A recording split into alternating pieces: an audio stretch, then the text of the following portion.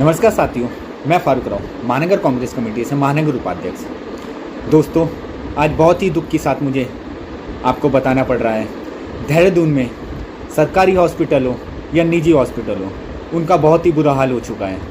मैं आपको बताना चाहूँगा, उत्तराखंड की राजधानी देहरादून, जिसमें देहरादून में सबसे बड़ा हॉस्पिटल सरकारी हॉस्पिटलों में दून हॉस्पिटल के नाम से जाना जाता है।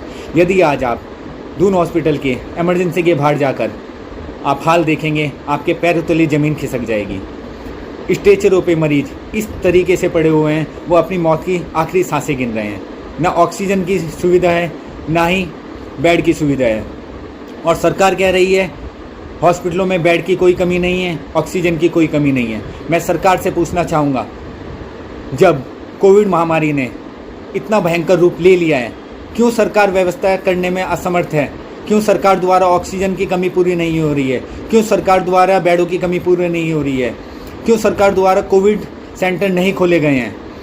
मैं आपको बताना चाहूँगा, देहरादून में सरकारी व निजी हॉस्पिटल द्वारा इस तरीका का ड्रामा चलाया जा रहा है।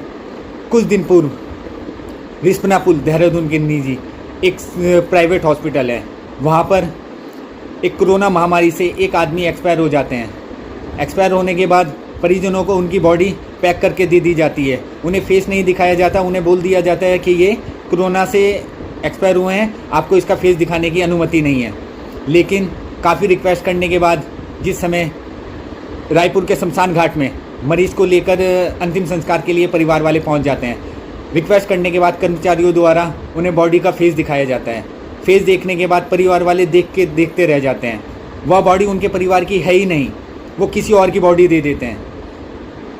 इतनी बड़ी घटना होने के बाद भी क्यों हॉस्पिटल कर्मचारियों के ऊपर कार्रवाई नहीं की गई है?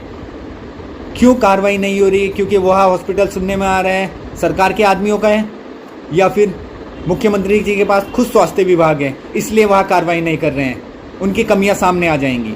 मैं आपको बताना चाहूँगा, देहरादून में निजी हॉस्पिटलों द्वारा कोविड के नाम पर पैकेज बन चुके हैं। यदि आप आईसीयू में एडमिट होते हैं तो आपको पर डे का ₹1,00,000 के हिसाब से चार्ज देना पड़ेगा। और यदि आप रूम आइसोलेशन में जाते हैं तो रूम आइसोलेशन का आपको 20 से 25 हज़ार रुपये पर डे देना होगा। अमीर आदमी तो ये चीज़ें अफोर्ड कर लेगा, लेकिन एक आम आदमी जो गरीब आदमी है वह कहाँ से करेगा? क्यों सरकार इनके खिलाफ कार्रवाई नहीं कर रही है? क्या सरकार सो रही है? दोस्तों, मेरा आपसे हाथ जोड़ के विनती है, आप लोगों को और हम लोगों को ही मिलकर आज कुछ करना होगा। यदि आप लोग, मैं आपको बताना चाहूँगा, यदि आप लोग सरकारी हॉस्पिटल या प्राइवेट हॉस्पिटल में जाते हैं और इस तरीके से आपके सामने कुछ भी ये चीज़ें सामने आती हैं, तो आप अपना मोबाइल निकालिए। मोबाइल निकालने के बाद उनकी वीडियो बनाइए और सोशल मीडिया पर डालिए और मेरे नंबर पर मुझे व्हाट्सअप कीजिए।